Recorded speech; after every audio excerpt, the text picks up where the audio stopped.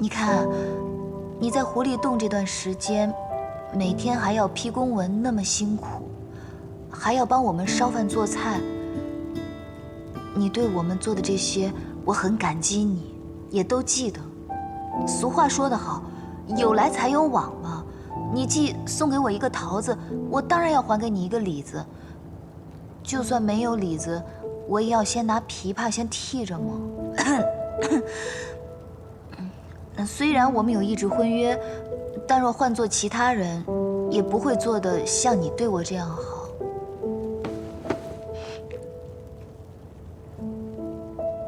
我从未给其他人做过饭菜，我只给你做过。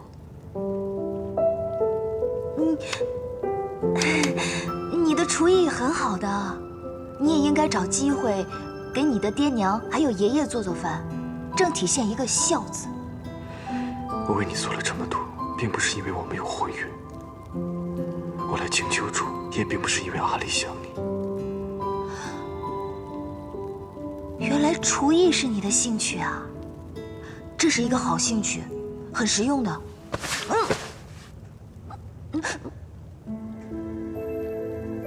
芊芊，我爱你。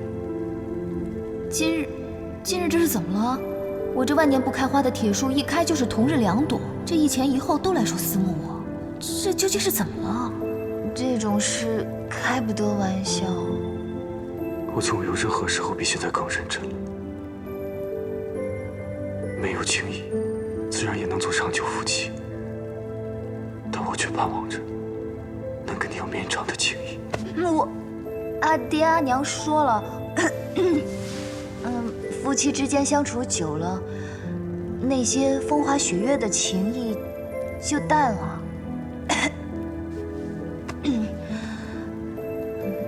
慢慢的就相处成亲人了。你看，像我们现在这样，也很像亲人啊，对不对？所以我觉得，我们大可以跳过中间那一段，你觉得呢？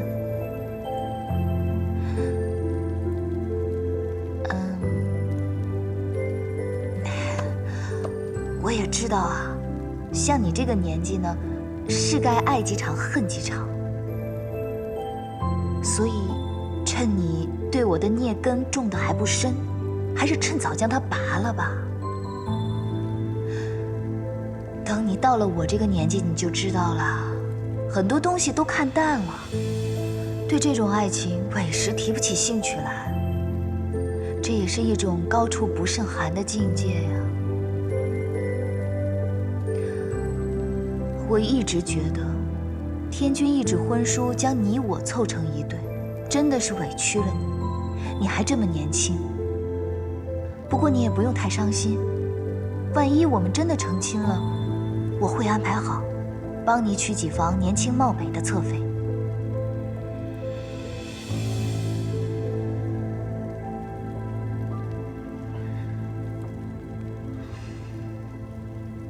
你说的都是真心话。比真金还要真。所以你特意说这些话，让我难受吗？他如今爱我爱的，仿佛正是兴头上。我怎么办呢？要从长计议才好。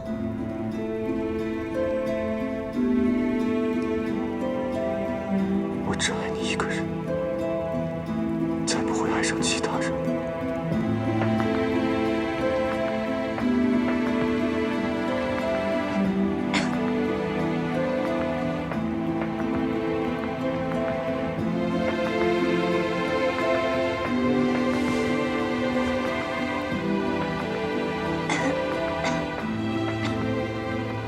阿丽已经回天宫了，没什么大碍，休养几日便好。我本想也带你一起回去的。灵宝天尊的上清境有一谋天权，很适合你养生。不过那只坐骑死命拦着我，你自己决定吧。都依你吧。快睡吧。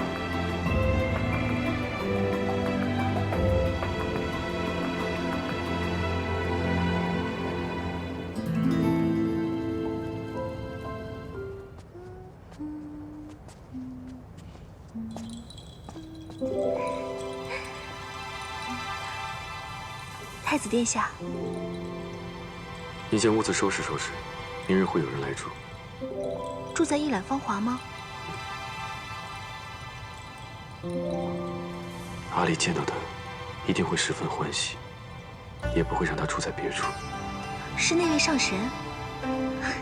阿丽睡前还念叨着那位上神的名字，还说喜欢在青丘和娘亲吃饭，喜欢在蘑菇集买好吃的好玩的，觉得呀比天宫更快乐。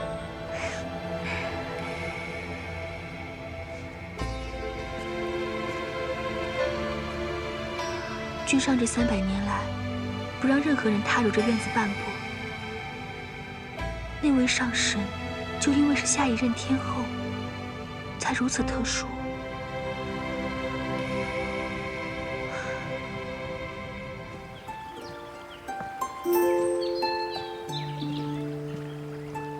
怎么看都觉得还是我青丘的景色最好，只可惜夜华自从来了狐狸洞，每日给我们做饭，都没带他四处走走。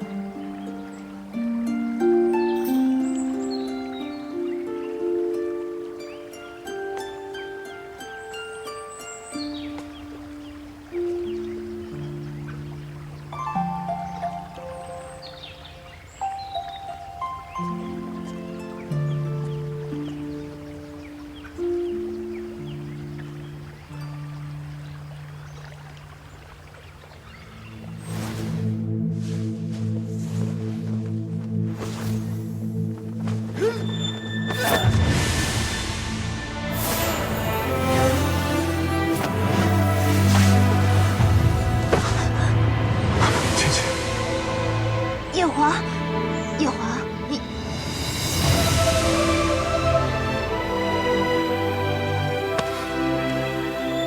夜华，你干什么？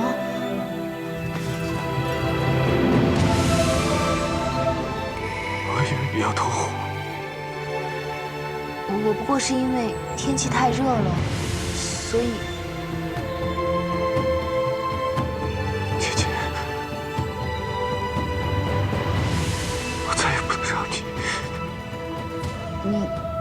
你不是在房中批公文吗？怎么突然来这儿了？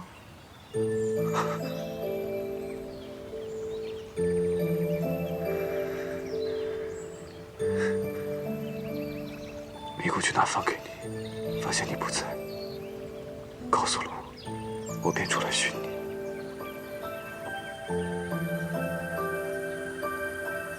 我们回去吧。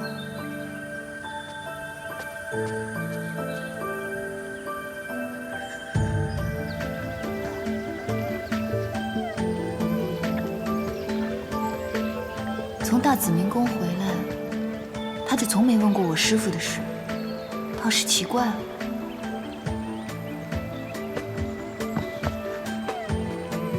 小五，你是不是喝酒了？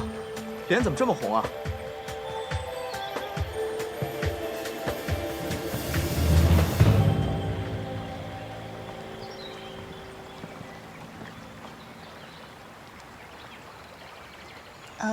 我们青丘景色宜人，所以我就带太子殿下四处逛逛。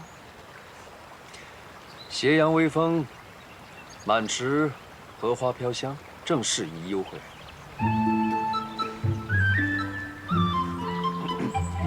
今天下午毕方来了信，说你被人打得半死不活。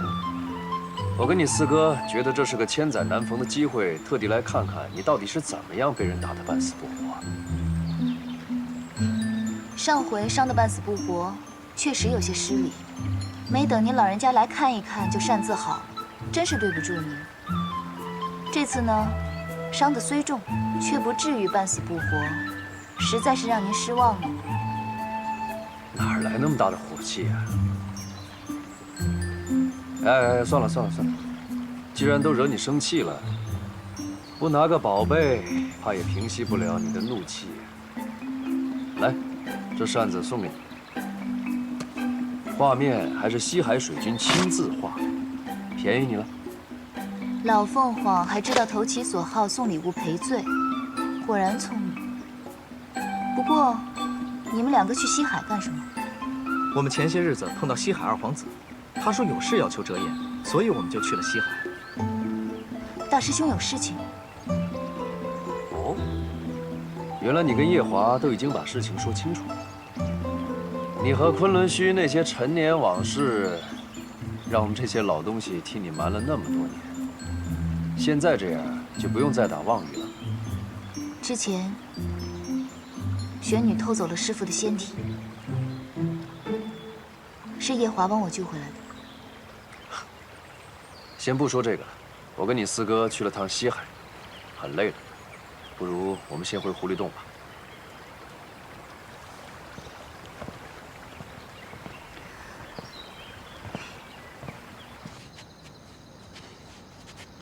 想不到你也能在言语间被斗得生气，折颜上神很有本事。他年纪大我许多，同他生气也没什么。若是小辈的神仙们在言坛上得罪我，我也不会同他们计较的。我倒是希望你能时时与我计较。我同你有什么好计较的？姑姑，太子殿下，异族的离境义军递了名帖，想见姑姑，已在谷口等了半日了。他还想做什么？来得早不如来得巧，啊，今天运气真不错，刚好赶上一场热闹。将他给我撵出洞外。啊，姑姑，他就在谷口等着，尚未进洞。随他去吧。什么恩怨都要解决的，你这样拖着只会徒加烦恼。择日不如撞日，不如我们今夜就和他了结了吧。我跟他有什么好了结的？早就了结完了。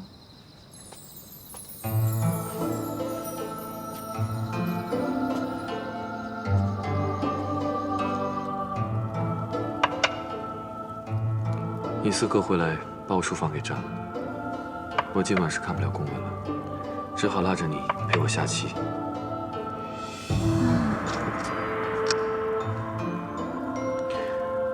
我让米谷给你收拾收拾衣裳，明日就陪我回天宫吧。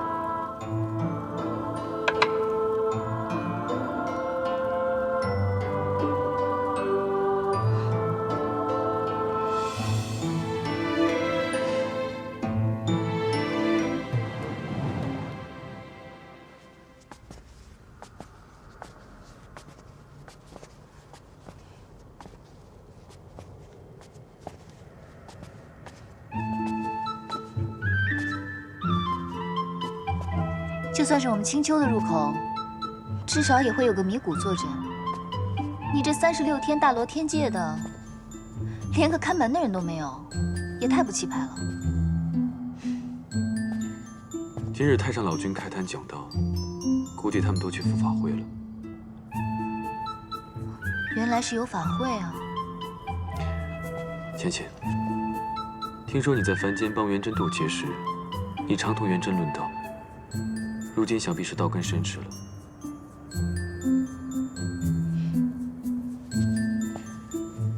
太上老君这数万年来，讲遍天上无敌手，在高处不胜寒这个境界，已经站得十分孤单。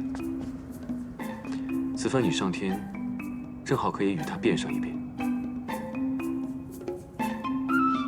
好说，好说。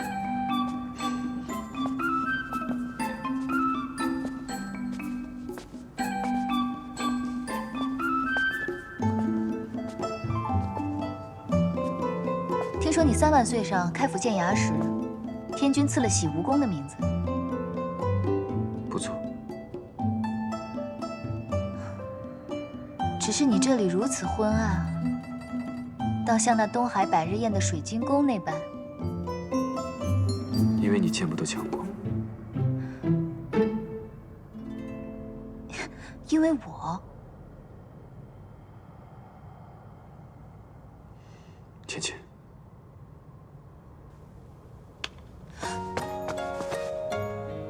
我带你进去。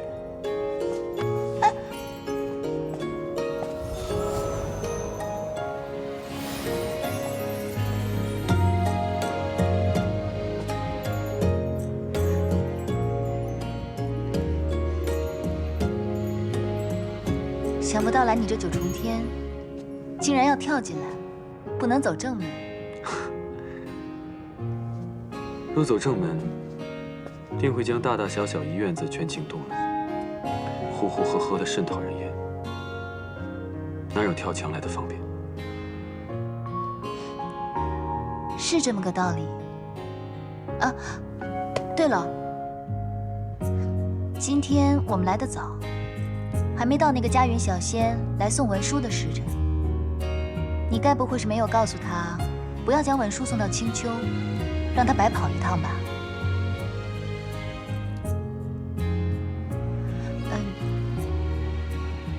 你刚刚说的有道理，还好没从正门进来，惊动那些小仙，不然会很麻烦。话说回来，昨天我们回来的晚，积了多日的文书，你阅得怎么样了？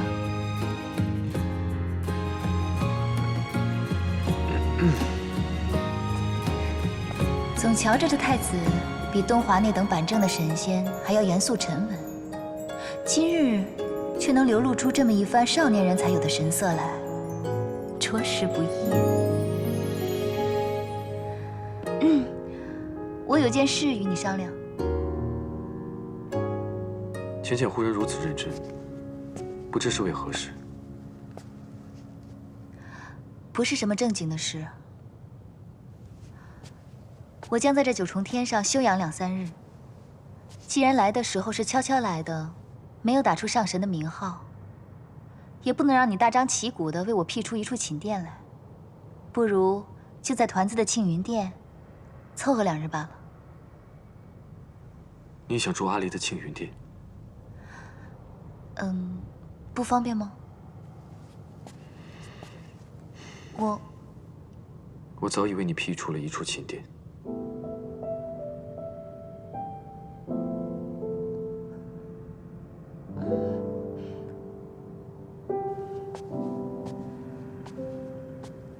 啊，对了，我师父的事，外人不会知晓的。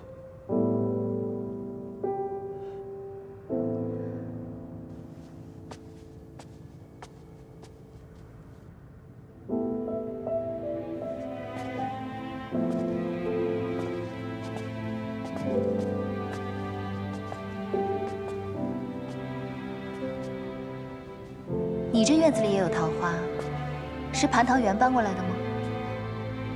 这是300年前我种的，到了今年才开这第一束花。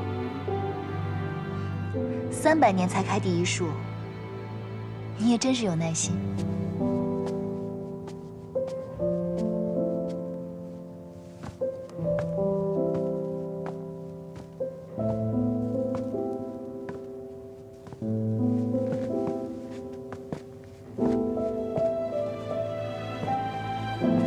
一览芳华，真是个好名字，跟你这洗蜈蚣倒是很配。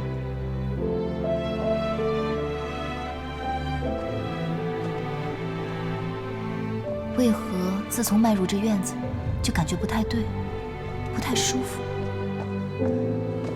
上神，喝茶。嗯。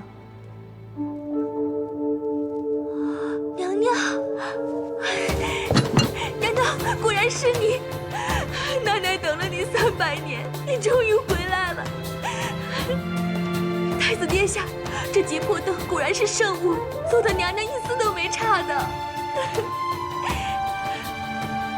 这位仙子，你应该是认错人了。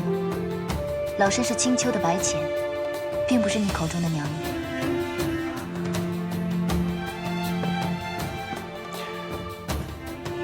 奶奶，这位是青丘的白浅上神，他会在院中暂住几日，便由你来服侍了。起来吧。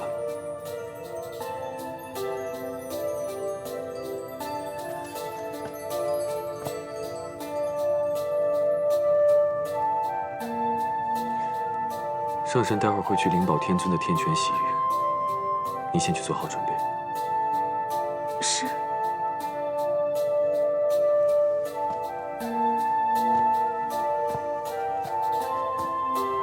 你先去休息一下，我去把阿离抱过来。好。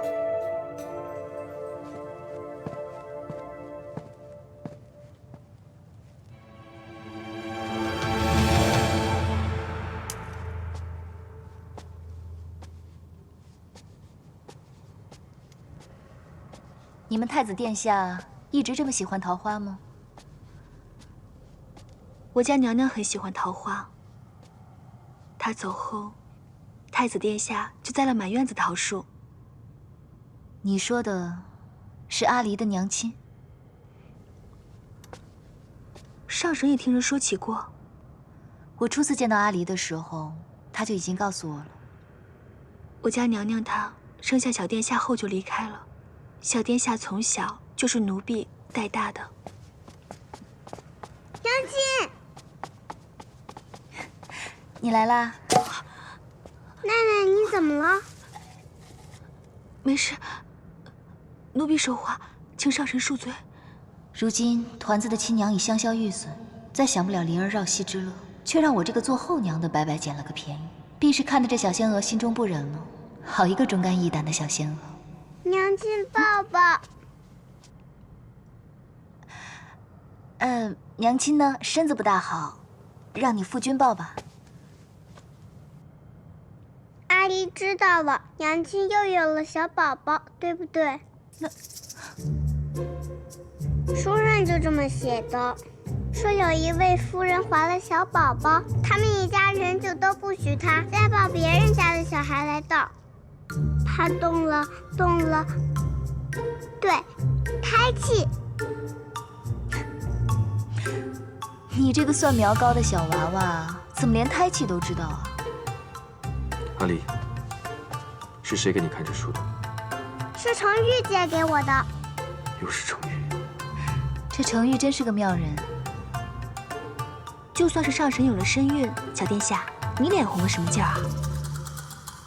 本天孙高兴了，娘亲有了小宝宝，本天孙就再不是天上最小的一个啦。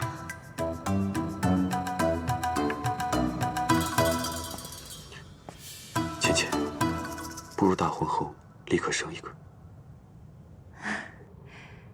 这小宝宝如果由你来生的话，我倒是很乐意出那一份力。既然阿离也来了，不如我们一起去上清境吧。走。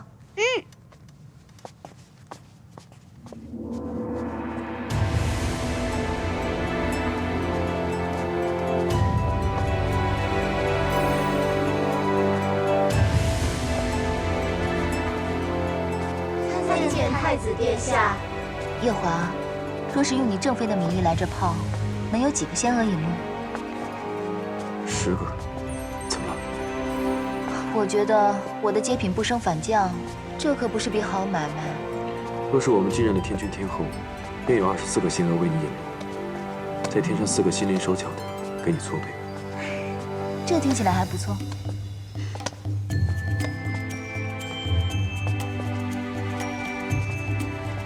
参见太子殿下。此处竟有酒喝。这些酒是果酒，如果阿离要喝，你可以喂他喝一点，但万不能让他喝多了。时令的蔬果们也都可以给他吃一点，但每样只能吃半个。你这既当爹又当娘的，真是不容易。这么多年，习惯了。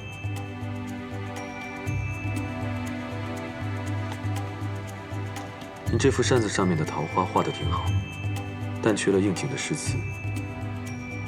不如你先泡着，我去给你提好词，你来书房找我。好。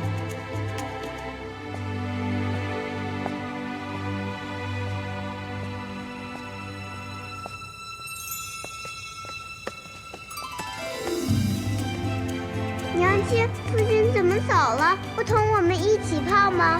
天将降大任于你父君，你父君去接大任了。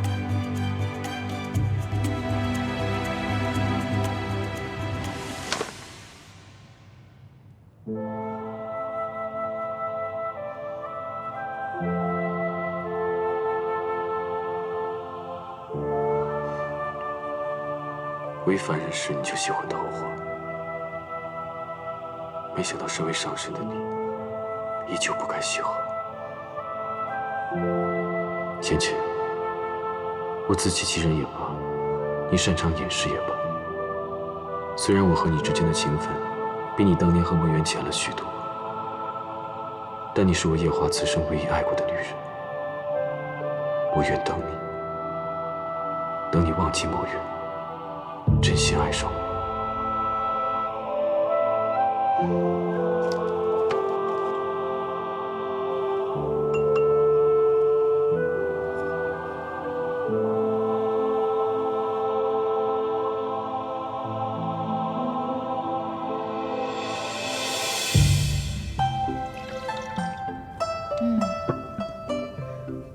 上神请用。刚刚是梅子酒，这杯呢？回上神，这是枇杷果酒。枇杷果，我在青丘的时候最喜欢同阿离吃枇杷了。是啊，我娘亲最爱喂阿离吃枇杷了。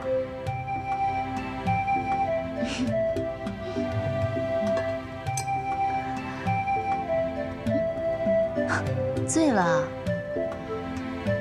身上这么滚烫，看来不是装的，这也太不胜酒力了吧？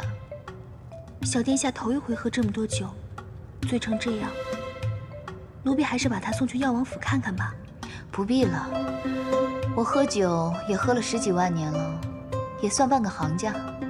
阿离刚才喝的这个酒啊，是鲜果发酵酿成的，喝再多也不会醉人的。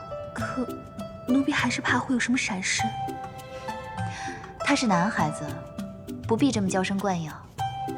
你听我的，将他抱回去睡一会儿，过3个时辰，他指定就醒过来了。是。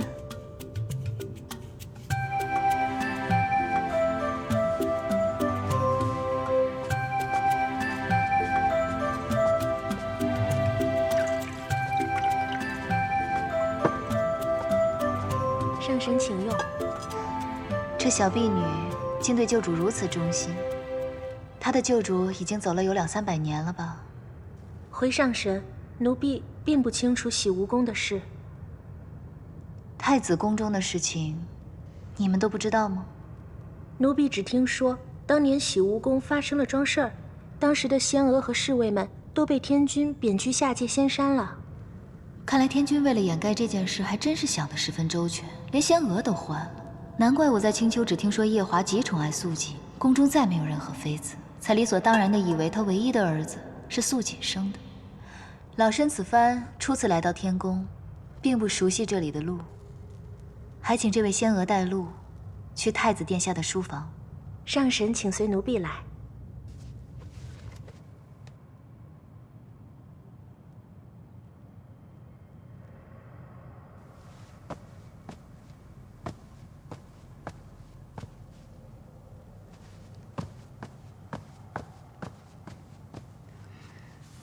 君上，什么事？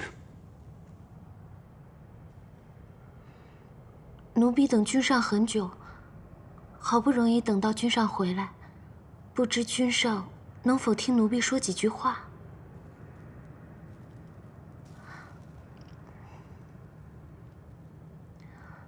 当初妙清因为救了小天孙，因此侍奉了君上几日饮食起居。这算是妙清的福分了。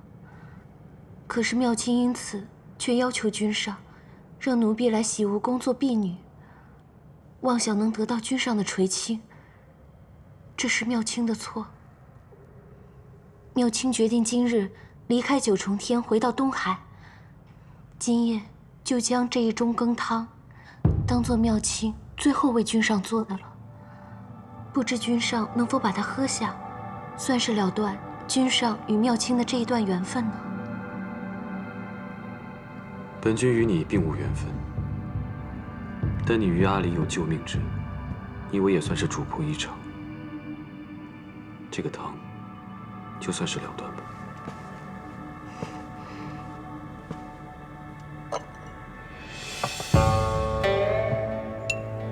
不必了。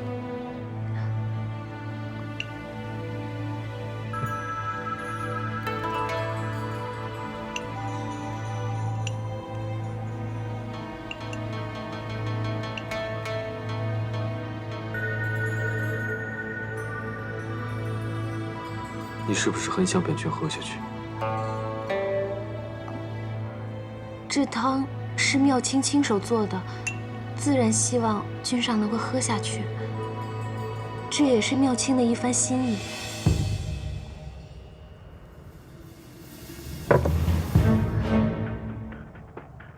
君上为何？本君想先问你几个问题。不知君上要问什么问题？前些日子，你回了趟东海。妙清因为很想念兄长，所以回去探望。你可知道，你去探望兄长那日，东华帝君正在凡间渡劫。不知道。那日东华帝君在凡间被人推了下去，同时，白浅上神也被人推了下去。他当时周身法力被本君所封，险些淹死。是吗？好险！是好险。你可知道白浅上神在这四海八荒是什么样的身份地位吗？青丘、天族都不会放过推他的那个人。妙清，啊，你真不害怕你们东海你的兄长会因此获罪吗？你真不怕你会因为谋害上神被永坠畜生道吗？妙清一时糊涂，求君上恕罪。若不是你对阿离有救命之恩，你真以为你能活到今日吗？是妙清糊涂，求君上恕罪，君上恕罪啊！再来，你告诉我，这汤里面放的什么？这汤里是能让君上喝下之后与妙清欢好。这么厉害，谁给你的？是奴婢从凡间买的。凡间？你真以为凡间这种药对本君管用吗？妙清只是……君上，臣妾听宫娥们在议论，说君上在责罚妙清妹妹，也不知妹妹究竟犯了什么错，但想必一定是并无恶心，可能是太过思慕君上所致。还望君上能看在妹妹曾救过阿离的事情上，饶过她这一次吧。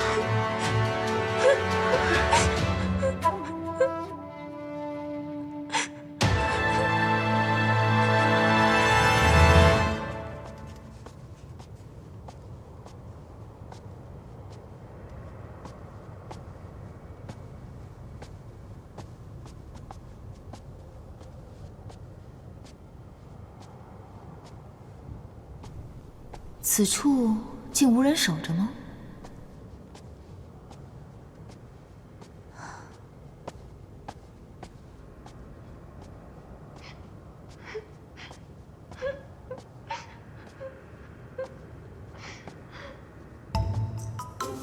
该不会当头鸿运又让我撞上别人闺阁斗趣吧？夜华虽冷漠沉稳些，到底血气方刚。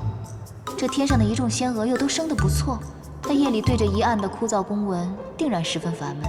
晃一抬头，见着一位眉目似画的小仙娥在一旁红袖添香，自然是要云雨一番。我还是避一避吧。浅浅，你这一来一去的到底要做什么？那扇子我已经贴好词了，你进来拿吧。罢了，倒是要看看你能瞧上的仙娥是如何仙姿。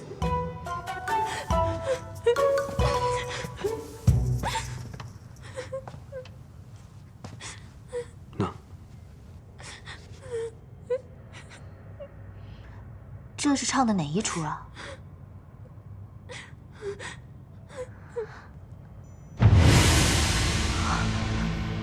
好美的一双眼，可惜这小仙娥虽生的也不错，却配不上这双眼。你这双眼睛，生的倒是不错。苏苏，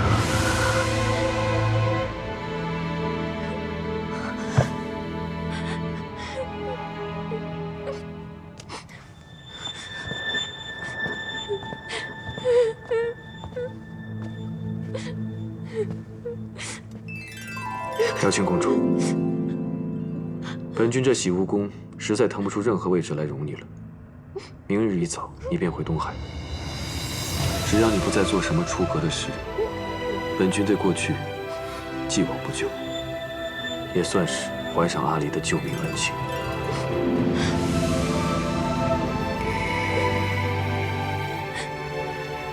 素锦，你倒是很重情义。如果你实在舍不得妙清公主，不如向天君请一道旨，请天君将你一同嫁去东海，你看如何？君上，是妙清一时迷了心窍，才会用下了秦瑶的羹汤来勾引君上。君上，不管你怎么罚我，我都不会反抗的。哪怕是每日里7749道天雷劈石，妙清都不会怕。只求君上不要让妙清离开这洗梧宫。妙清这一生的夙愿，就是能留在君上身边，一辈子伺候君上啊！娘娘，娘娘，上回妙清认错了你，你帮了妙清一次，这一次，请您再帮帮妙清。娘娘，妙清公主既然跪了我，如若我跪回去，也是拉不下这个脸的，少不得要说两句。你说。其实这个事情，真的不是妙清公主一个人的错。你当初明明知道她对你有情，还要把她带到天上来。我知道，你是为了报阿离的恩，让她躲过她的婚事，等她想清楚了再回东海。但她不一定是这样想的。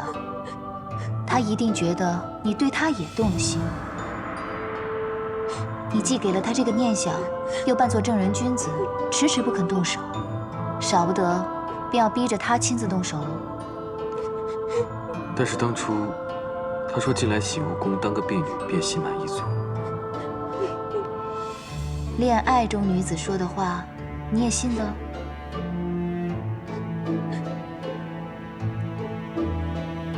听老身一句话，还是尽快回东海吧。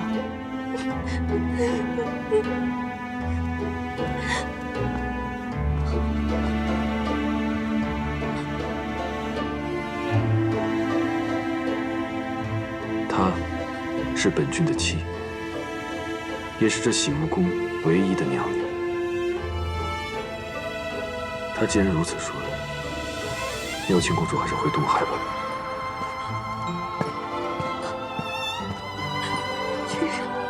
君上，君上！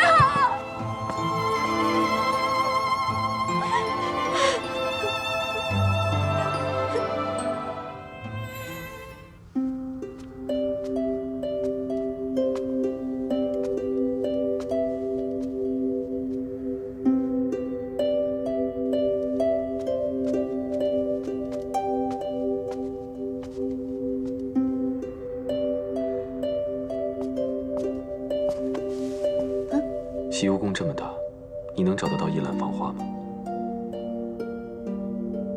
应该还是找得到吧。我送你。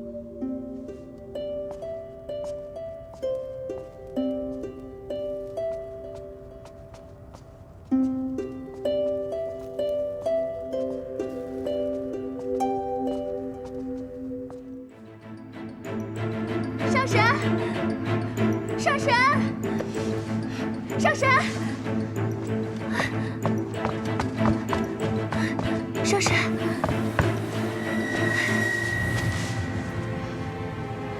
上神昨日说小殿下3更便会醒来，如今已过了3更，小殿下却仍没有醒来的征兆，反倒是小脸越来越红。奴婢急得很，也没有别的法子，才来惊动上神的。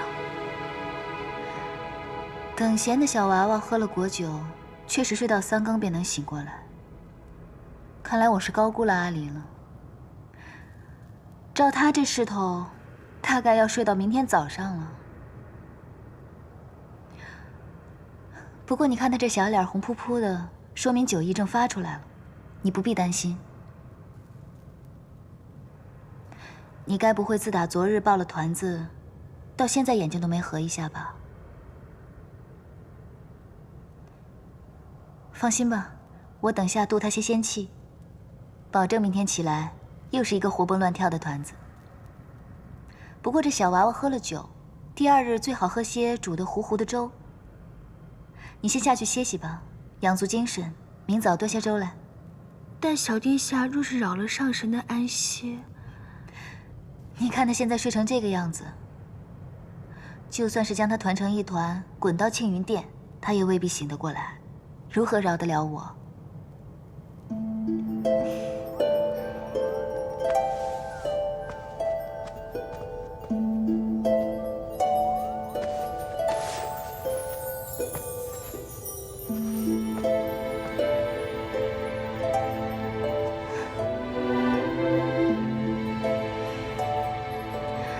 照顾小孩子真不是件容易事，这夜华也真是颇有耐心呢。来，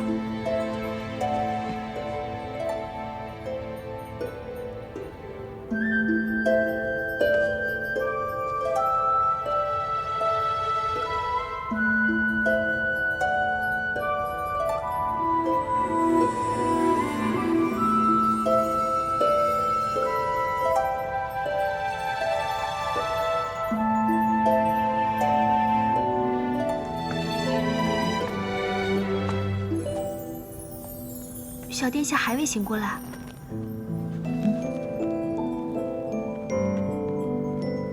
真是辛苦你熬了这碗粥了。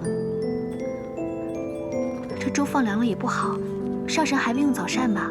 若是不嫌弃，且请尝尝奴婢的手艺。不必了吧？这粥奴婢熬了2个时辰，若是倒了就可惜了。况且上神稍后还要去上清静的天泉，空着赴去也不好。你说的也是，那我便尝尝吧。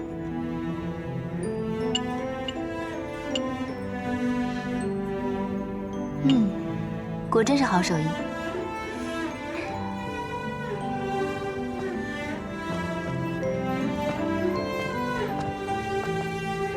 上神，这么大阵仗，灵宝天尊真是有心人啊。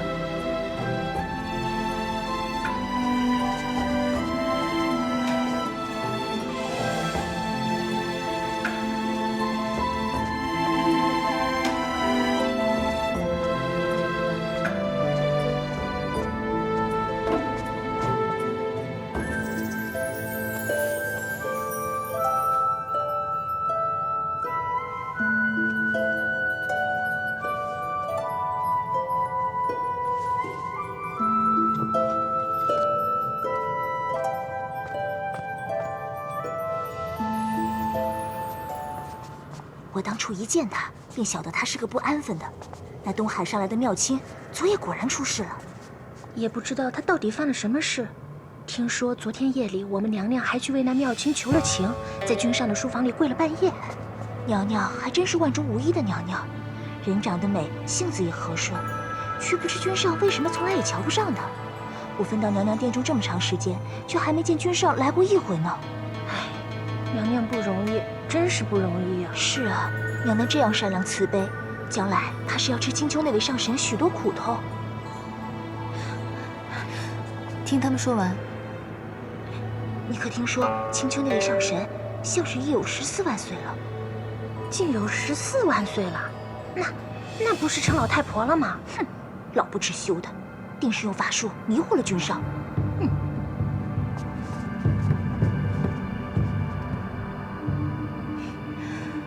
我依稀记着，这天宫里有一道规矩，是不得妄议上神，是不是啊？是。这2个宫女太不像话了，惹怒上神。动怒倒是没有，只不过偶然听到别人这样说，不大顺耳罢了。虽然我是不太计较，但这天宫这么大，总是要让人知道，这规矩立在这儿不是当摆设的。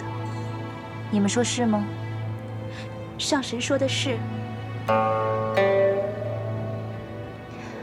而且这后宫呢，最忌讳热闹。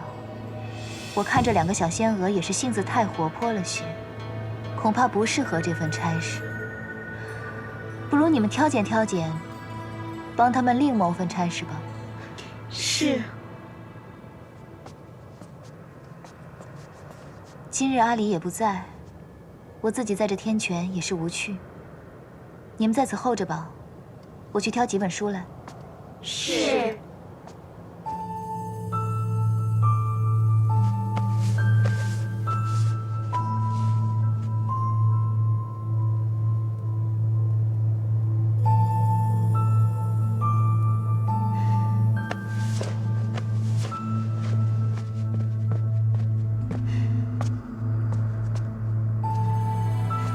你是不是给阿离喝酒了？他从昨天下午睡到现在都没醒，到底怎么回事？我不过昨天多喂了他2壶果酒，让他醉了个酒罢了。他睡到现在都没醒，你怎么不通报我一声？为什么不找药王来给他看一下？阿离还是个小孩子，你干嘛这么紧张啊？我小的时候去偷喝折颜的酒，醉了4、5天都没醒，我爹娘也没怎么样啊。再说了，阿离不是个男孩子吗？你这么娇生惯养他，免不了长大了他要娘娘腔的。阿离不是你带大的，所以你就一直将他当成继子看待。如果他是你亲生的，你还说得出这种话吗？没错，老身自然生不出来这么一个活泼讨喜的孩子来。只可惜生了阿离的那位烈女子，已经跳下了诛仙台。老身师承昆仑虚，修的是逍遥道，自然没修得一副菩萨心肠，带不好你的阿离。我记得夜华君的那位侧妃，心地倒是善良得很，肯定能将阿离照顾得很好，免得在我这里吃亏了去。你不用说这种话来气我，你知道我不是这个意思。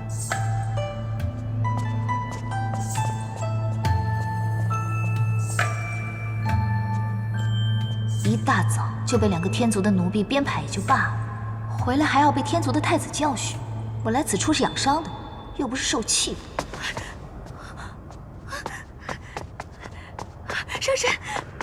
上神可见到，方才是谁从这院子里出去了？怎么了？慢慢说。上神责罚奴婢吧，都是奴婢的错。上神对小殿下这般好，就算是奴婢的主子再生，也会感念上神的。此番若因了奴婢，让小殿下栽在素锦娘娘手里，那奴婢就……你刚刚说团子栽到素锦手里，是什么意思？是奴婢着急了。方才上神前脚刚刚走，素锦娘娘就来了，说是受了仙气指引，来一览芳华，看看贵客，顺便看看小殿下。那素锦来见我？是。可君上早在300年前就说过，素锦娘娘是不得靠近一览芳华的。素锦娘娘这些年也一直遵守着规矩，可今日不知怎么的，突然就来了，奴婢死活拦着才将她拦住。没想到我刚去后院打水，回来就发现小殿下不见了。你先别担心了，抱走团子的是夜华，跟那素锦没什么干系。上神说的可是真的？我骗你做什么？若真是那素锦把团子抱走了，我早就去抢回来了，还留在这安慰你吗？那便好，那便好。不过话说回来，看你如此提防素锦，这素锦可是与团子他亲娘跳下诛仙台这件事情有什么干系吗？天君明令了，任何人不得提起此事。当年知道这件事的仙娥，都被派去各仙山，不在天宫了。好了，你不必说了，我也懂了。他们现在在哪儿？你便带我去看看吧。若团子无碍，我便将她抱回来。是。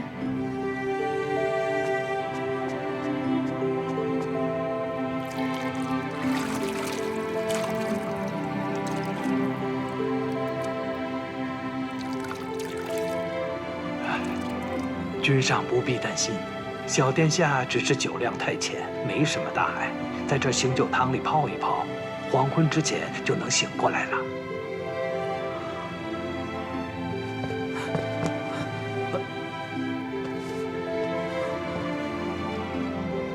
阿离怎么了？回三殿下，小殿下就是酒量太浅，多喝了2口。啊？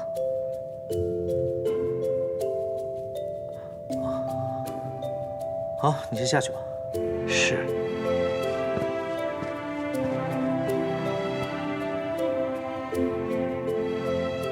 哎，方才有人跟我说，你火急火燎抱着阿离从一览芳华冲出来，我还以为小阿离出什么事儿了呢，让你如此忧心。啊。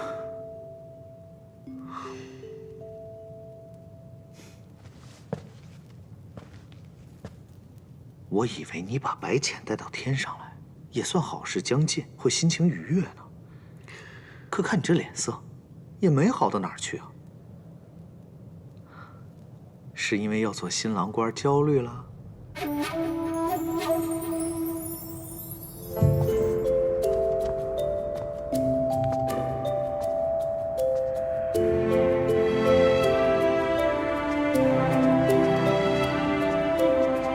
上神，团子如何了？回上神，小殿下如今已醒了。醒来了，为何不跟你一道回来？君上说，小殿下方才泡了药汤，今夜就留在紫宸殿了。那今天就不送过来了？罢了，我还是去看看吧。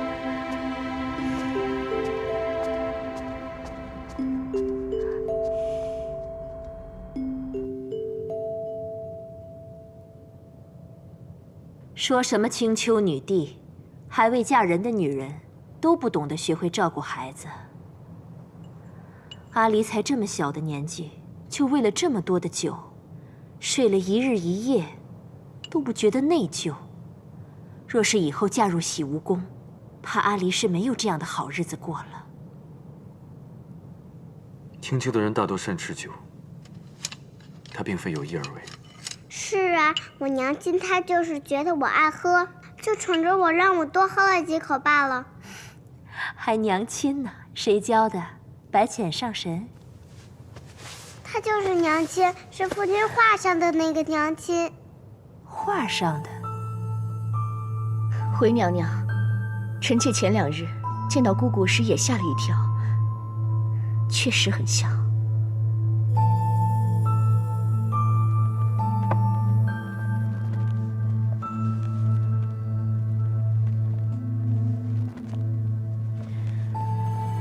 总想让你忘了300年前的事情。如今，你心里有了这个上神，本宫反倒忐忑不安了。夜华，你告诉娘，你是心里真有这位青丘白浅，还是把他当做那个凡人了？母妃多虑了。夜华的妻子，便是天君赐婚的白浅，儿臣从未把她当作别人。那就好，那就好。你作为侧妃，于情于理都应该拜见一下这位上神。臣妾今日便去了，不巧，姑姑她去了上清境天泉，明日一早，臣妾便再去一趟。好。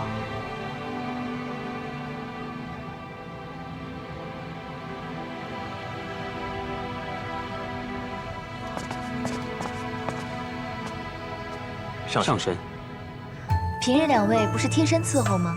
今日怎能守在殿外了？君上在殿内和乐须娘娘在一起。乐须娘娘，夜华的母妃。正是。上神找君上有什么要事吗？也没什么要紧事，就是想来看看阿离。那要不要属下去通报一声？不必了，我迟些再来吧。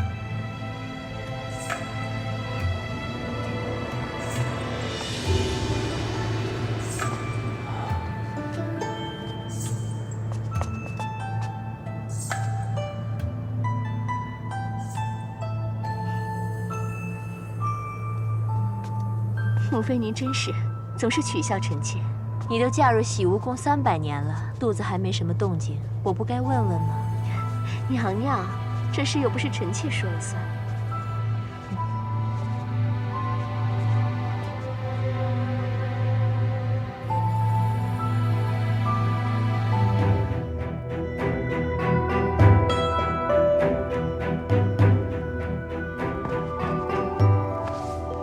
君上，君上为何今天脸色如此难看？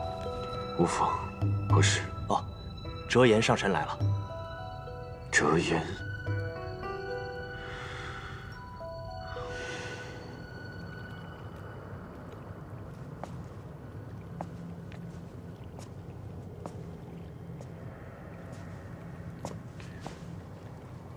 折颜上神。太子殿下，不知上神前来所为何事？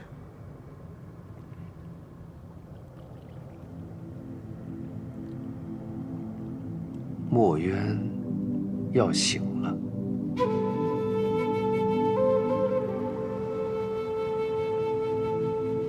是吗？太子殿下难道就没什么想说的吗？没有，只是不知道什么时候能够醒。他如今借了西海大皇子的身体，正在慢慢的恢复元神。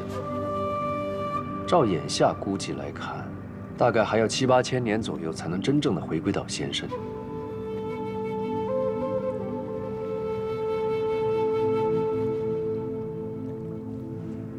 昨夜我去看墨渊的元神时，忽然想起小五他拜师的那一年，他初次上昆仑虚，就是我带他去的。那时他听说墨渊是个战神，开心许久，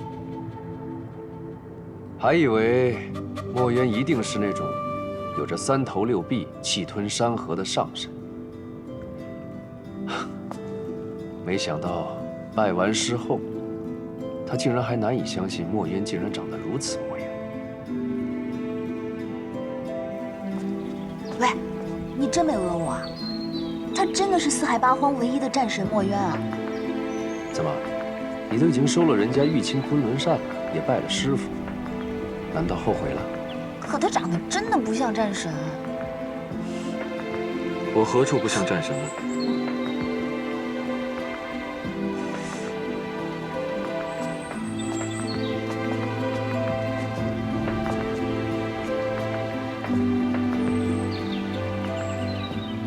师傅，你生得如此秀气，像极了戏折子上那种与凡间小姐在后花园私会的小白脸，如何提得起轩辕剑呢？你是回视我像小白脸？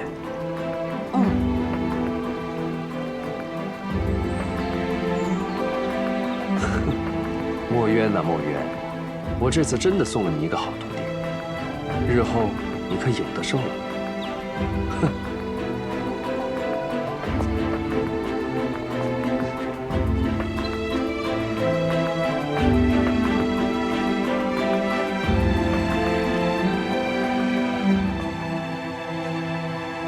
只是一时感怀，太子殿下不要太介意。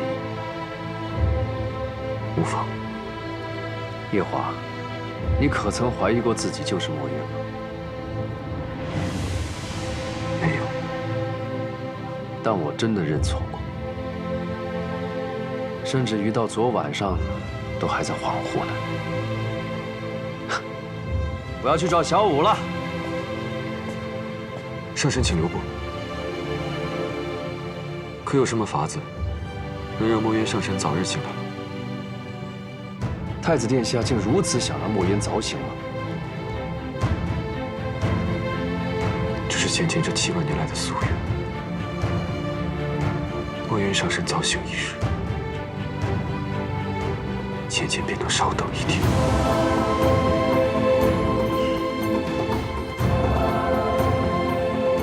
好，那我就坦白告诉你，如果想让墨渊早醒的话，首先我需要劫破灯。劫破灯。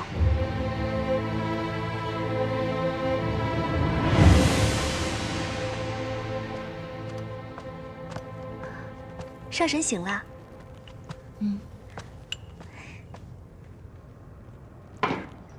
你先洗把脸，我这就去为你准备早膳。不必了，我想去趟紫宸殿，陪团子一起用早膳，他应该会欢喜的吧？是呀，小殿下可喜欢上神了，一定会高兴的。我这就带上神去。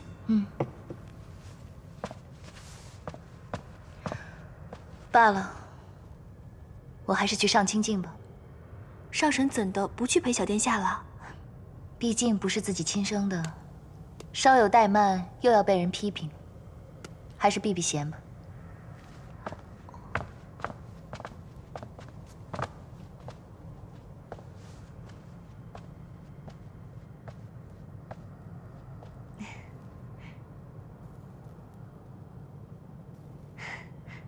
妹妹昨日一直在紫宸殿里陪乐西娘娘照顾小殿下，今晨终是脱身，便急匆匆地赶过来，特意想过来拜一拜姐姐。你既然这么急着来拜我，为何昨日初见时不拜，现在才拜？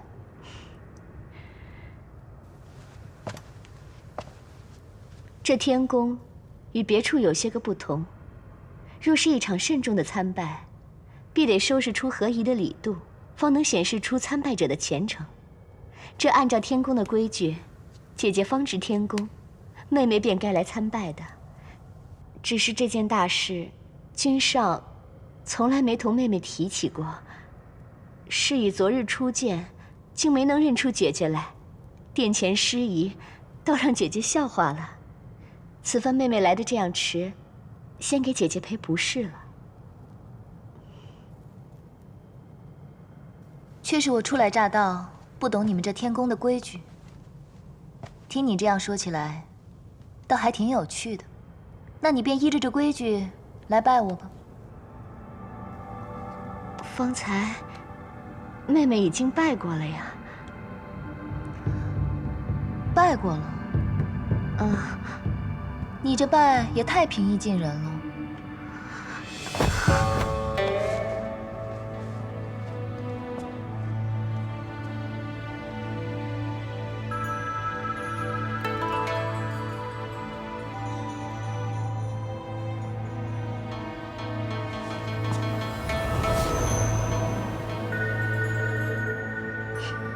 你这又是做什么？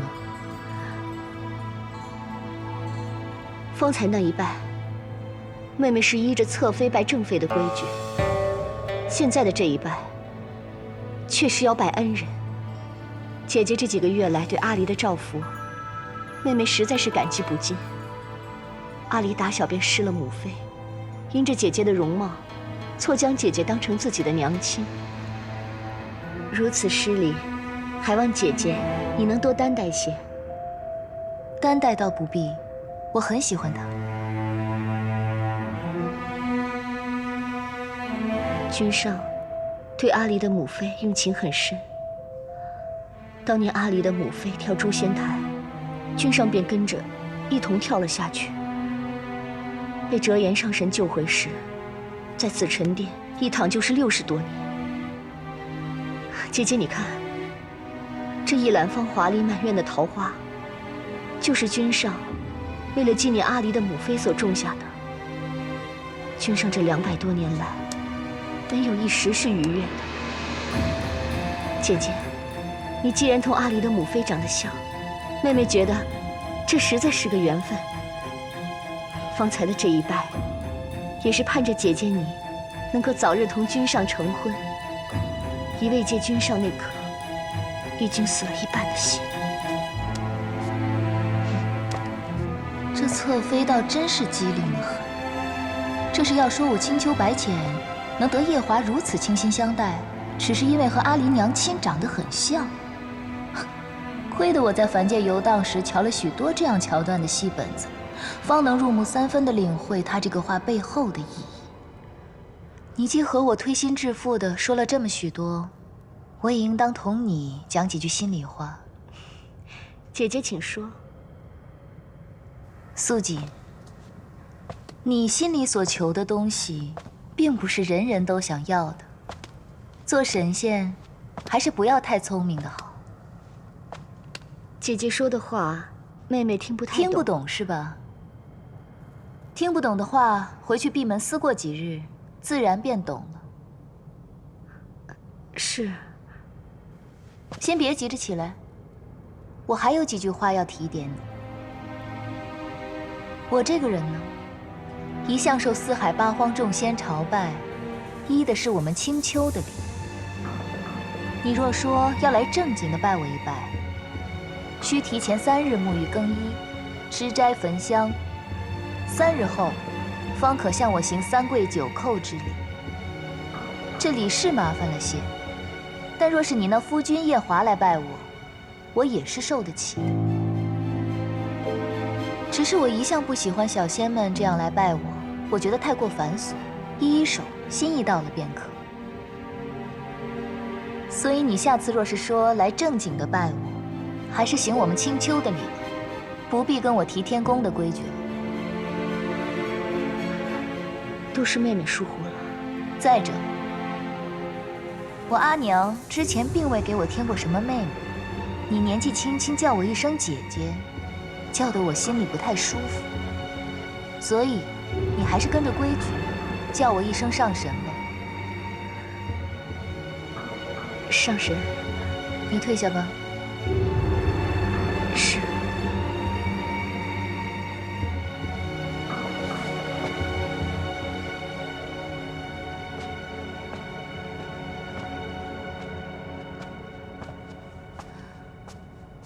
想不到夜华竟是这样的情种。当初他应该是爱团子娘爱得深切，若我推断的没错，团子娘应该是被这素锦逼得跳了诛仙台吧。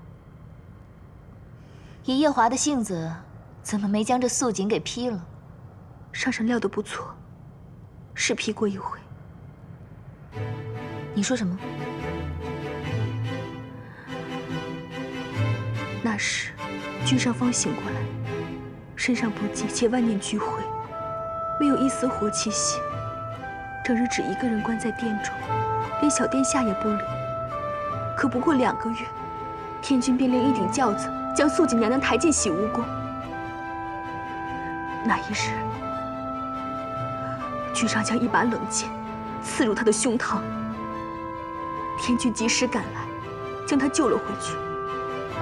后来，他由天君保着，成功入了洗污宫。君上一直把他当成养着我家主子眼珠的一个罐子罢了。眼珠？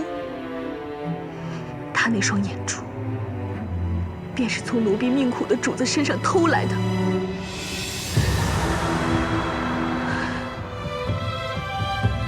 乐胥娘娘说，君上以为将自己的心思瞒住，让九重天的人以为他不在意我家主子，便能保住我家主子的命。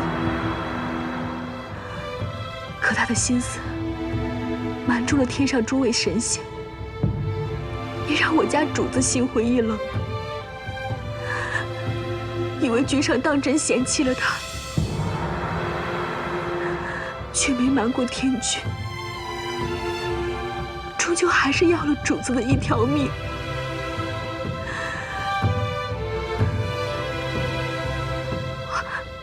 奴婢失言。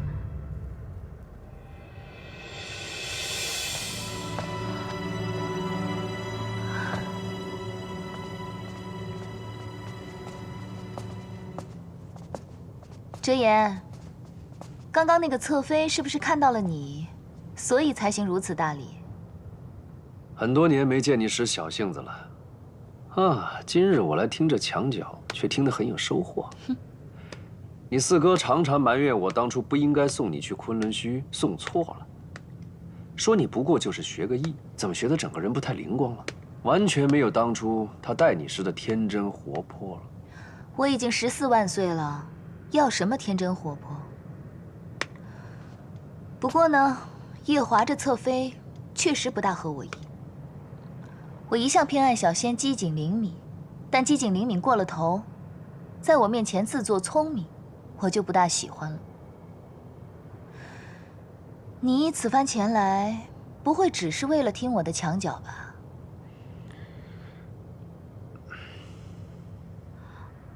奴婢先去上清净，后着上神。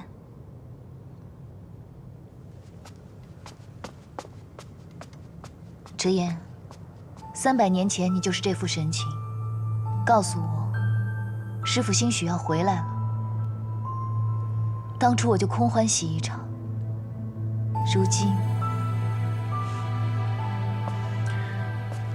如今，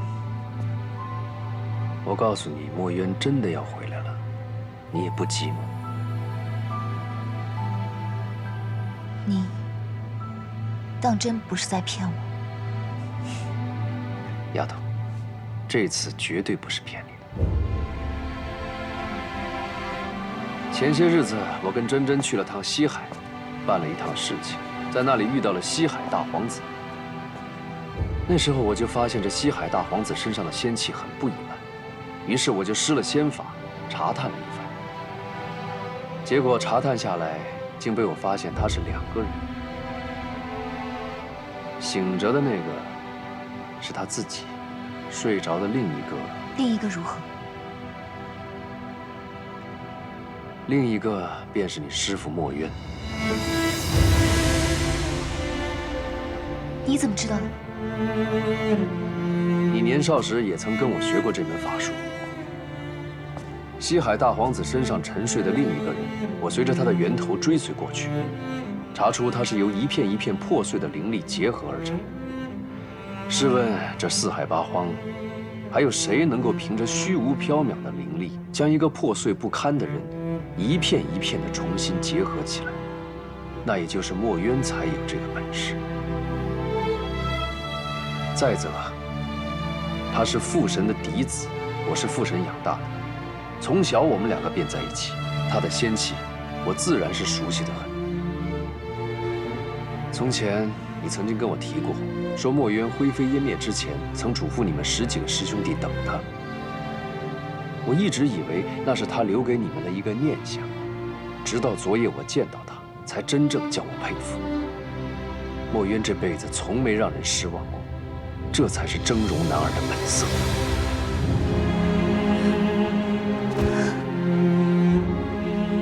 师父，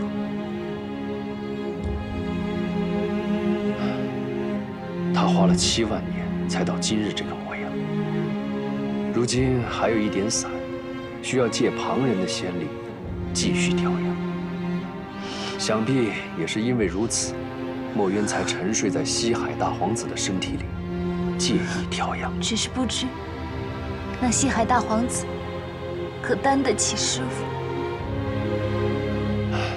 这西海大皇子的身体只不过普通尔尔，他一身的仙力，除了要供自己修养，还要来分散调养墨渊。日子久了，渐渐就把身体拖弱了。墨渊如果真的要醒来的话，恐怕还要7、8千年。只是，这师父为何要挑大皇子？墨渊选择西海大皇子，自然有他的道理。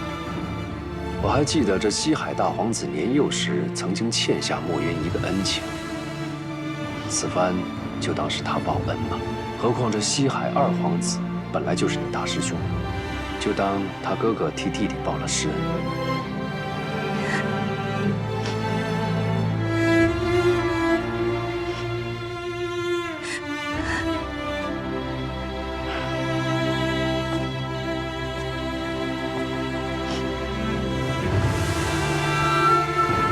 丫头，你怎么哭了？这件事情，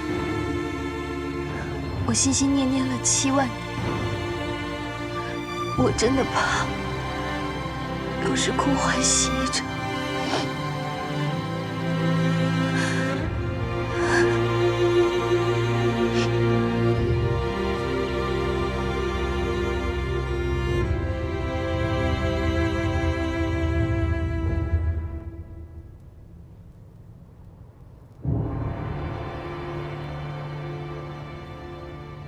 方才你恨不得捏朵云彩，立即奔向西海，怎么眼下又如此磨蹭呢？方才听完你说的这番话，我实在没办法好好的待在这9重天了。就算师父还没有醒过来，我也想去看一看他。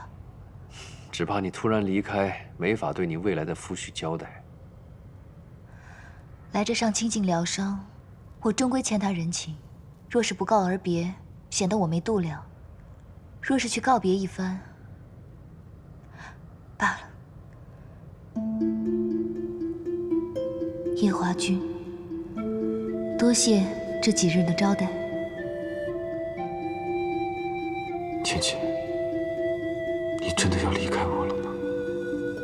上神留下这一封信就走了。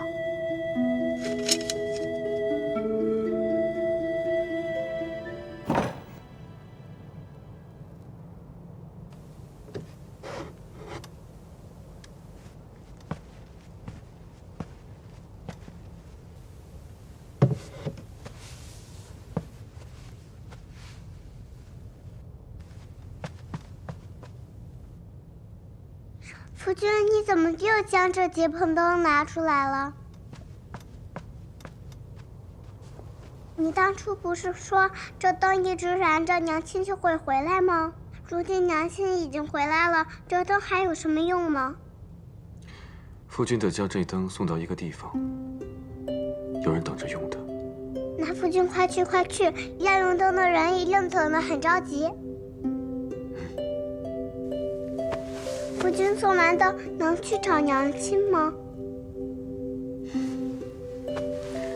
阿离，你的娘亲是青丘女帝，她有很多重要的事情要处理，不可能日日陪你在天上。阿离明白，只是阿离好想念娘亲。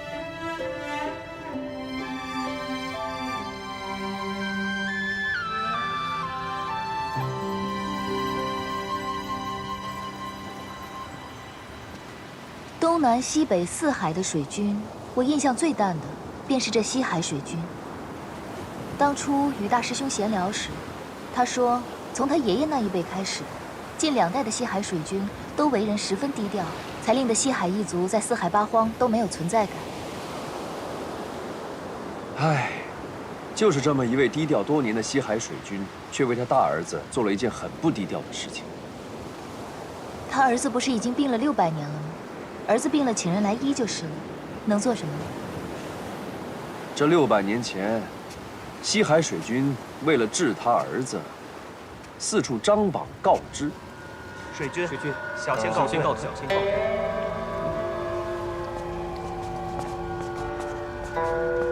海将军，水军，马上派人张贴告示，告诉天下人，有谁能治好小儿之病，本军有重重赏赐。是。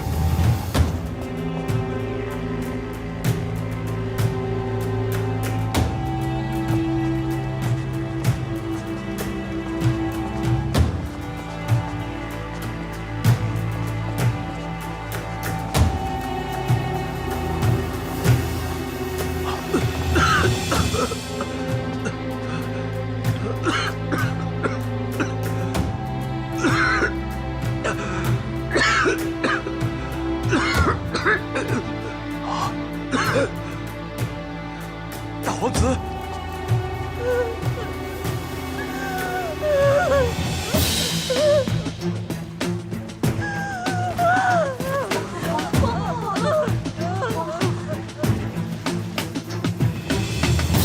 快点，迅速将榜文昭告四海八荒。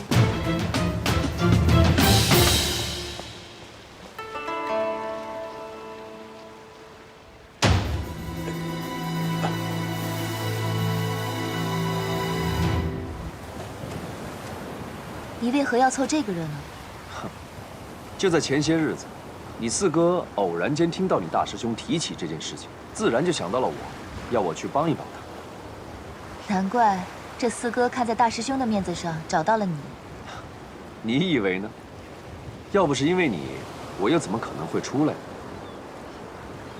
冥冥之中，也算是大师兄帮着师傅找到了你。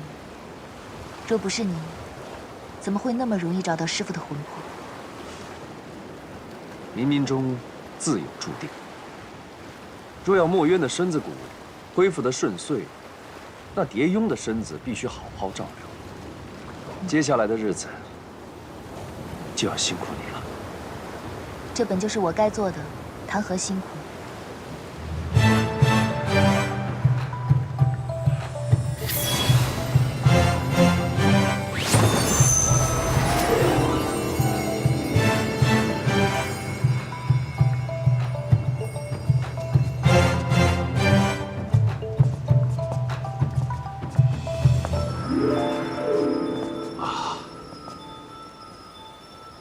上神走时说要带位仙使来，没想到这么快就到了。这位仙使是专门负责料理大皇子那种病患的，我不在这段时间，就由他来照顾大皇子。那就有劳仙使了。好说好说。二位请。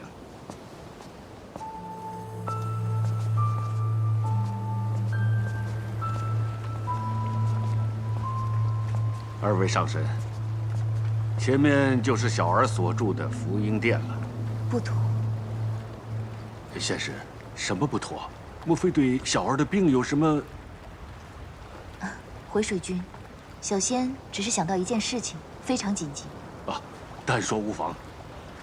是这样的，小仙方才想到，调养之事需要十分的清静，可否方便水君立个规矩，从明日起，包括水君本人，不要靠近这里。好。夫人，你先回宫，我独自带二位上神入殿就行了。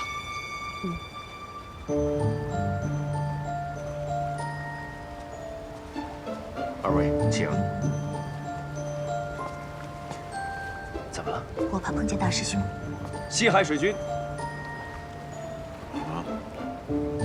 不知二皇子现在身在何处呢？哦，昨天昆仑虚来了信函，说蝶峰已经到了那里，这2天恐怕回不来。二位请。回不来，哪怕他回来了，如今墨渊都要醒了，害怕碰见你大师兄啊。再说吧。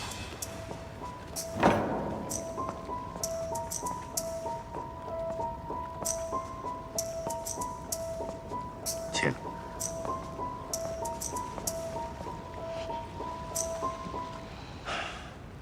你眼下定是想急着见到墨渊，但又害怕见。去吧，你都等了7万年了。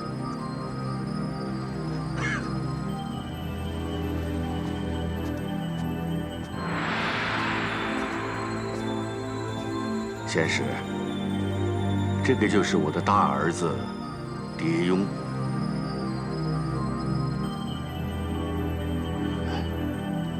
蝶雍，立在你面前的这位锐气千条的仙使，便正是折颜上神座下守五区一指的弟子。今后，你的几百年不遇的顽疾，便全权仰仗这位仙使来打理了。多谢仙使。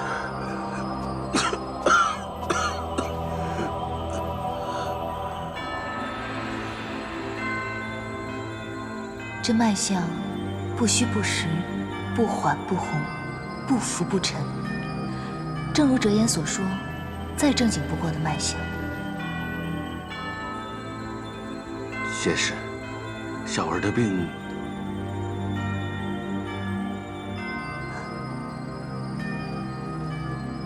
有劳水君去殿外面等等我，我等一下要使用仙法，探究一下大皇子的病根。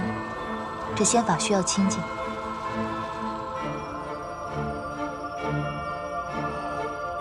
是。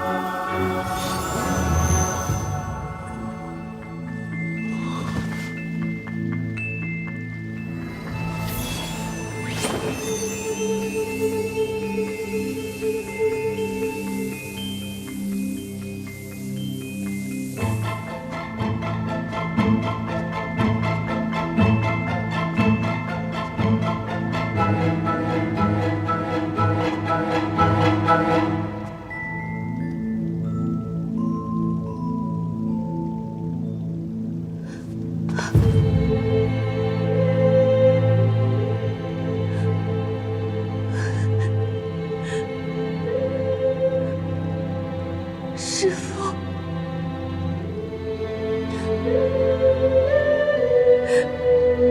之前就听折颜说过，师父您在这，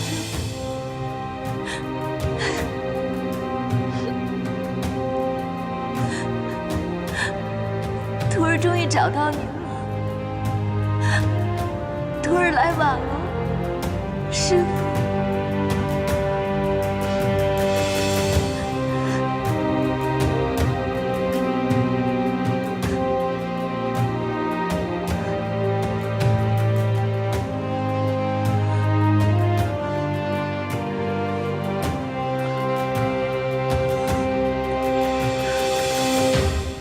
你哭什么呀？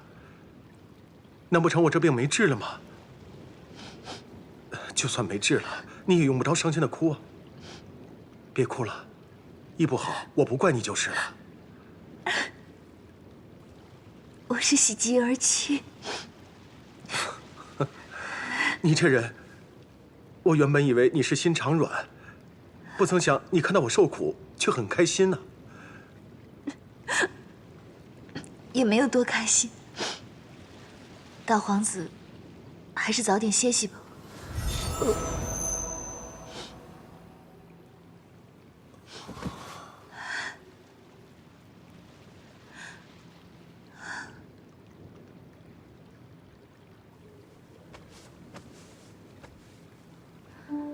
直言说的没错，若仅靠着蝶雍这副不大健壮的身子骨，师父少不得需要调养7、8千年才能真正醒过来。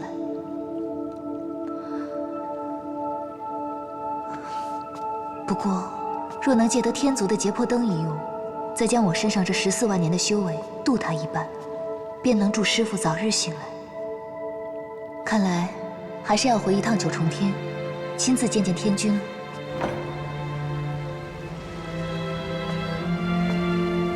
折颜上神呢？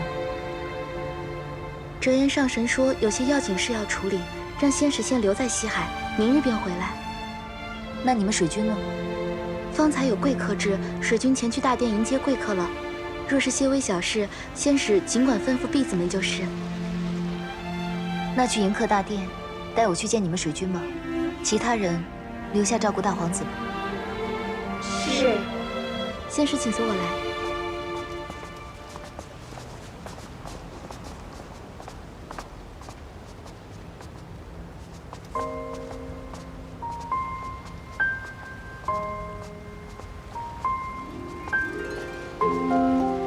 仙使，请。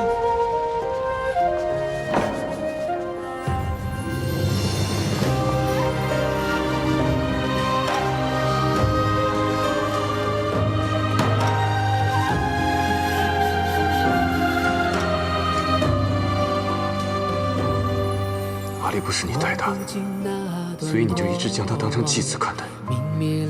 如果他是你亲生的，你还说得出这种话吗？离别的泪灼烧着我的胸膛，爱在天地中流转，一颗心为谁奔忙？四海八荒，身在何方？岁月该如何安放？如果爱太荒凉，我陪你梦一场，赎回你所有泪光。这一路有多远，这30有多长，执手到地老天荒。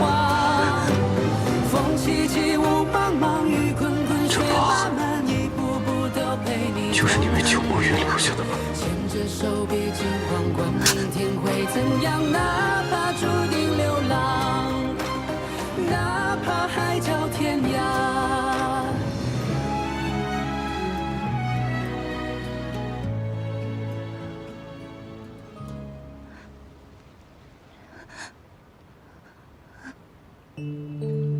白起，你的心里面可有半点我的位置？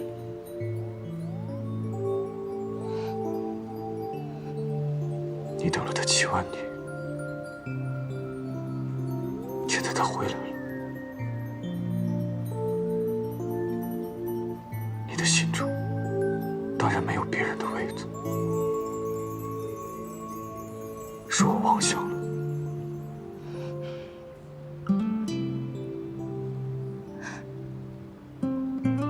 你说的这个人，可是我师父。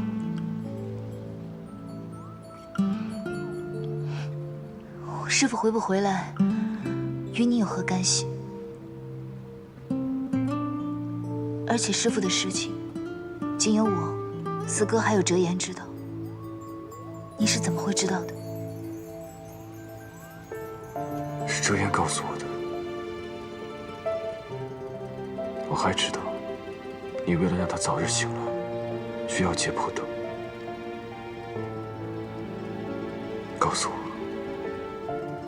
你拿了解破灯之后，还准备要做什么？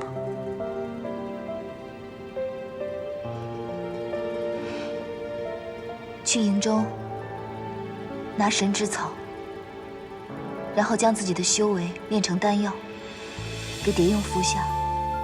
不出3个月，我师父便能醒过来了。你疯了！你以为凭你自己的力量，就能轻易取得神之草吗？无论如何，我也要取到那神之草。我知道，看守神之草的4头凶兽异常凶狠。当年，就算是我阿爹去，也弄得伤痕累累。即便如此，你还是要去吗？我当然要去啊！为了他，你连自己的命都不要了吗？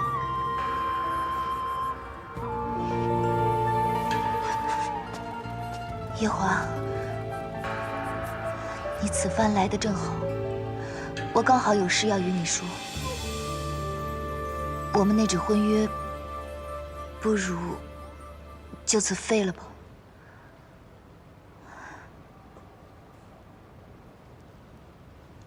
你说什么？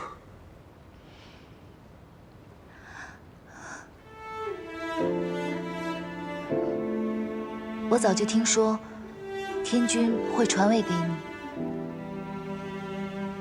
我也知道，继任天帝天后，要一同承受81道荒火、9道天雷的大业。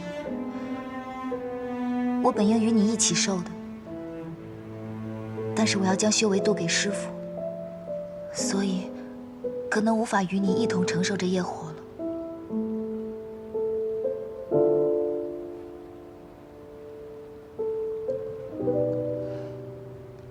其实当初，你我本没有什么干系的，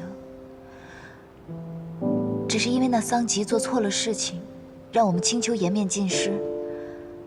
天君怕两边下不来台阶，所以才定了你我这桩亲。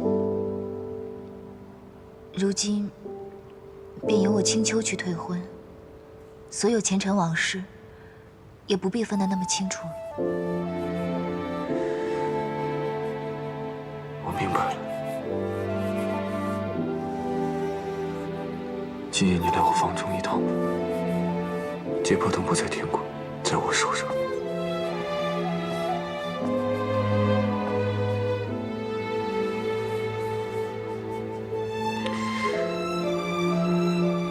原来真的只是我在妄想。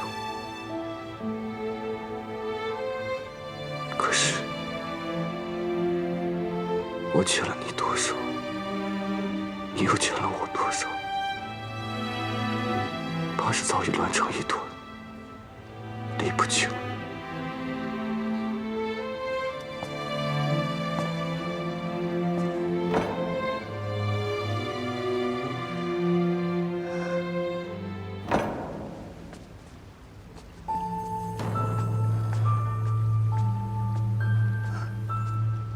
你们退下吧。是。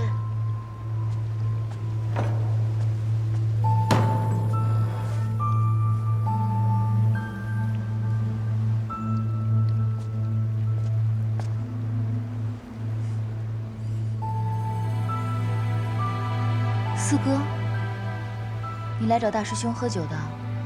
我此前虽喜好与你大师兄喝酒，不过此次是专门来看我的妹妹的。有劳四哥费心了。我原本就是过来看一看你，不过眼下这么瞧着，你这伤倒是好了，但是你的脸色怎么看着这么奇怪啊？煞白煞白的，莫非是墨渊回来了？你不开心吗？啊？我挺开心的，我哪儿不开心啊？那你怎么一副魂不守舍的样子？兴许是因为方才我用了法术，一时没缓过来。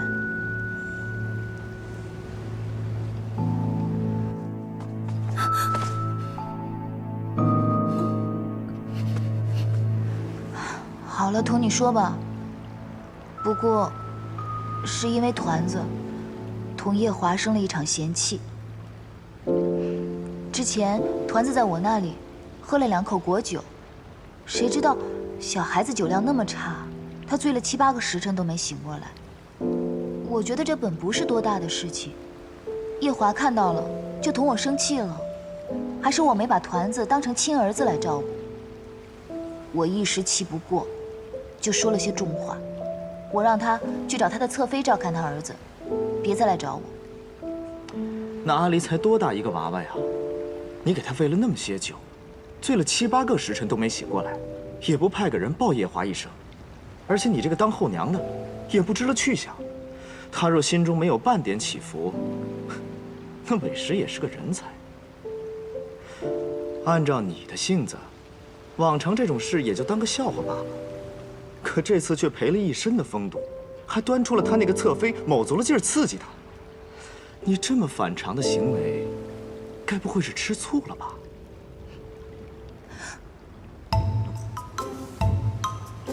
不可能。不过，我上9重天这2日，气度确实大不如前了。看见那素锦侧妃全身都不对劲，也受不了叶华他说了我2句。莫非我真的是吃醋了，还醋了这么久？你果然是吃醋了。不会吧？我整整大了他9万岁，如果动作快点，孙子都有他一般大了。我还想着帮他纳几房貌美的侧妃呢。四哥，若我真的对他有感觉的话，当时他向我表白的时候，至少我心里应该有感觉吧？什么？他竟然向你表白了？好，能一眼看中我带大的人，这小子颇有眼力。啊，说到年龄问题，我们阿爹也大了阿娘15000多岁，只要相貌登对就可以了。你们俩的相貌就很登对。说到娶侧妃这个事儿吧，从前哲言心心念念的也要给我娶一个夫人，可是娶了很久都没有娶成。他应该是觉得这4海8荒没有哪个女神仙配得上我。你呀，天生就是少根筋的，于风月之事本来就不在行。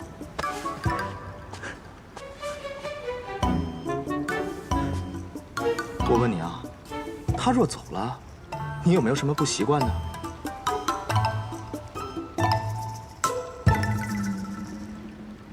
叶华初来青丘的时候，确实是不习惯的，但想着，反正日后要同他成婚，都要住在一处，所以便随着他去了。白天的时候，他拉着我散步；他批公文的时候，我在旁边嗑瓜子；晚上再陪他下2盘棋。我想着，反正日后成婚，千秋万载都要这样过，也就渐渐习惯了。不过方才你这样一问，我倒想起来了，叶华来青丘之前，我到底是怎么过的？今日看来啊，你10有8九是瞧上叶华了。不过你也不用这么纠结，叶华他既然当时立下了誓约，若日后他不遵守的话，哼，那这样看来我就放心了。那我先走了。哎，四哥，你放心什么呀？那他真的违背誓言吗？那我该怎么办啊？说我是真的对叶华动了心，那我白潜这14万余年，岂不是越活越回去了？竟会对这个比我小9万岁，等闲该叫我一声老祖宗的小子默默动心。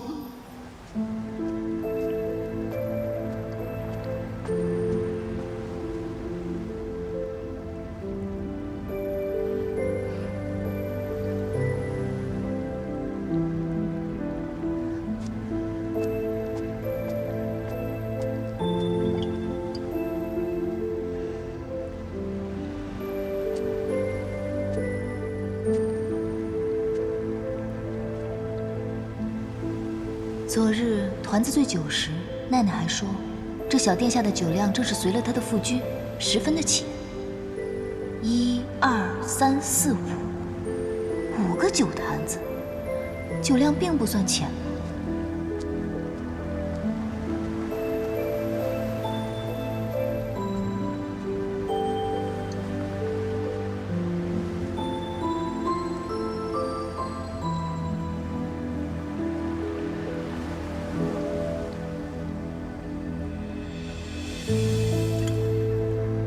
你是来拿解剖灯的？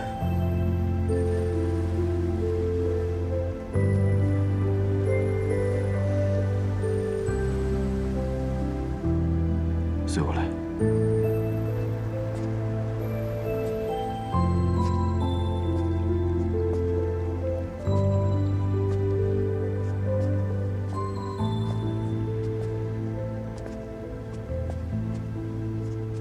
解剖灯在此。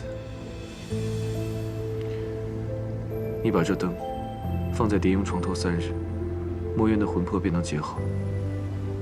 千万记得，这3日里，灯火不能熄灭，也不能用仙法保护，必须亲自点着。我知道了，我一定会细心照顾的。是我多虑了。照顾墨渊，你一定会尽心尽责。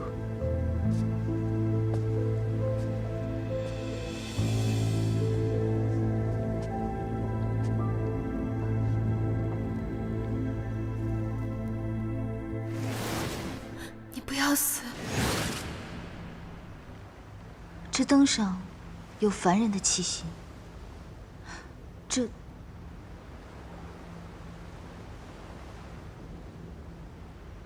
灯我用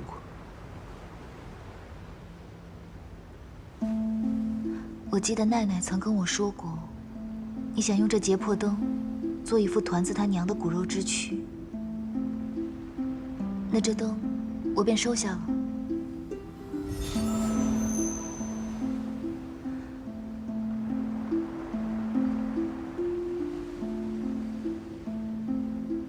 我知道，这结魄灯是天族的圣物，你就这样轻易的给了我，可有什么不妥吗？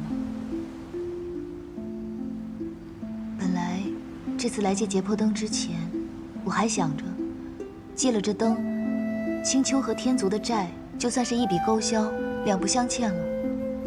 但你这么轻易的就把灯给了我很感动。你帮了我这么大一个忙，我应该要回报你才是。你需要什么吗？你可以告诉我，能帮的我都会尽量帮你。我没什么想要的。你真没什么想要的？那我便先回去了。我想要的，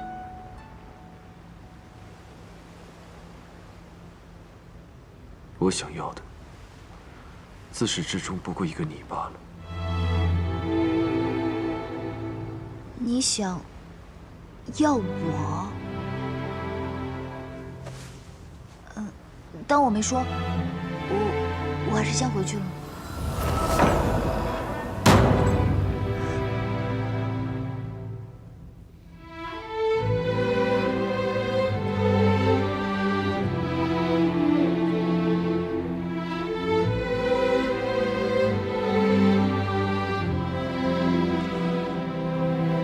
夜华，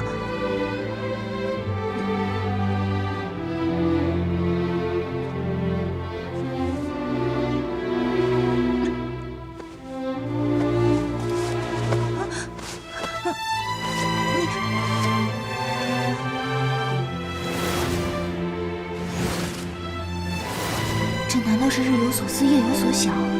我对夜华的心思已经龌龊到了这个地步了。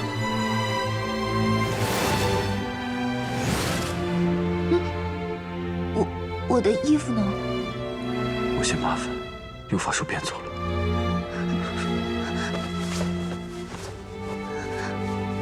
你你是要和我一起。我要和你在一起。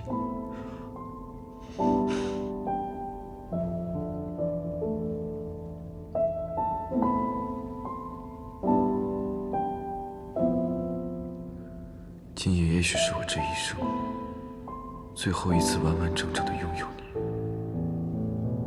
哪怕你的心里只有墨月。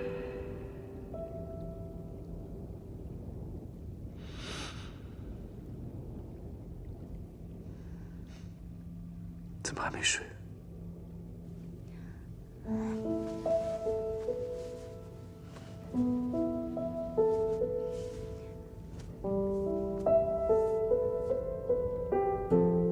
以前总听四哥说起你的威名，说只要有你的战士，没有不所向披靡的。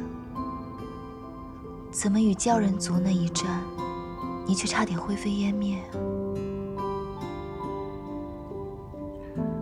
若不是我故意放水，区区鲛人族如何能伤得了我？为何要故意放水？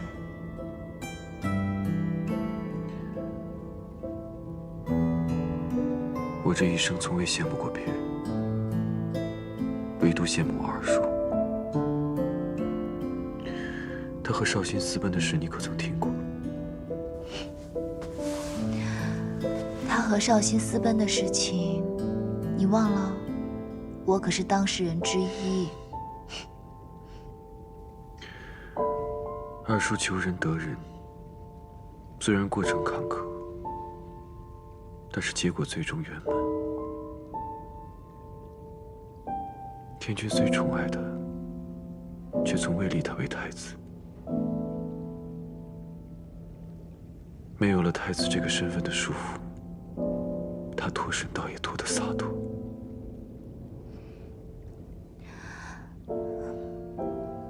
那你呢？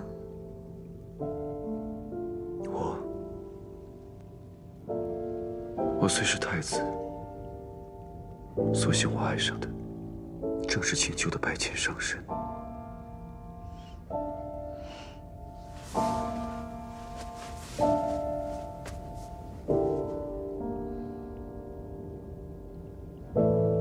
芊芊，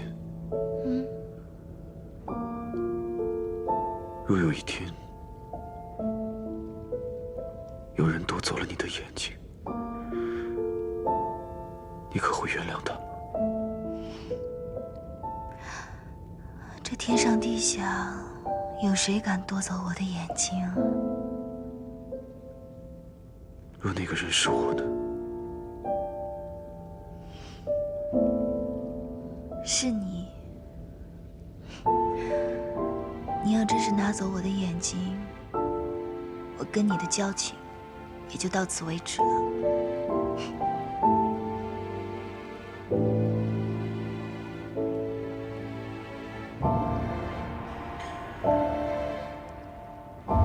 那这波灯，你要记得，3日不灭，少1个时辰都不行，也不能用仙法保护，必须亲自盯着。